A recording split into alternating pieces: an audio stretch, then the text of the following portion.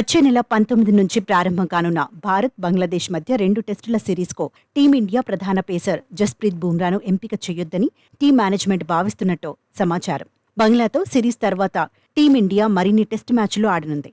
ఈ కారణంగానే బుమ్రాకు విశ్రాంతి ఇవ్వాలని అనుకుంటున్నట్టు తెలుస్తోంది. దీంతో బంగ్లాదేశ్తో టెస్టు సిరీస్కు యువ ఫాస్ట్ బౌలర్ మయాంక్ యాదవ్ను ఎంపిక చేస్తారని ప్రచారం జరుగుతోంది.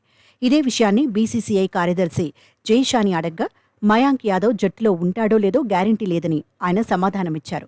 మయాంక్ యాదవ్ జట్టులో ఉంటాడో లేదో గ్యారంటీ లేదని, కాబట్టి ఎలాంటి సమాధానం చెప్పలేనని ఆయన అన్నారు. కానీ అతను మంచి ఫాస్ట్ బౌలర్ అని, మేము మయాంక్ను పర్యవేక్షిస్తున్నామని జైషా వెల్లడించారు.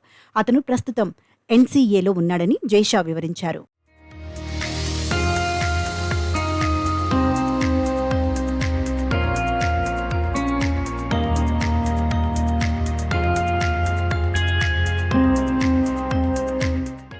మరోవైపు మయాంక్ యాదవ్ ఐపీఎల్లో ఆడింది 4 మ్యాచ్లు అయినా సంచలనం సృష్టించాడు.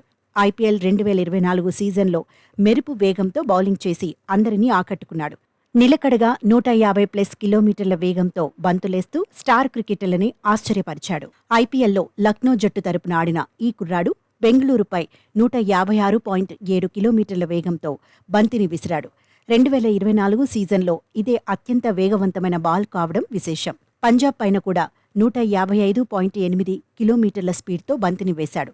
మొత్తం 4 మ్యాచుల్లో 6.99 ఎకానమీతో మయాంక్ యాదవ్ 7 వికెట్లు పడగొట్టాడు. ఆ తర్వాత గాయం కారణంగా ఐపీఎల్ నుంచి అర్ధంతరంగా వైదొలిగాడు. అయితే ప్రస్తుతం మయాంక్ యాదవ్ బెంగళూరులోని నేషనల్ క్రికెట్ అకాడమీలో ఉంటూ భారత జట్టులోకి ఎంట్రీ ఇచ్చేందుకు సన్నద్ధమవుతున్నాడు.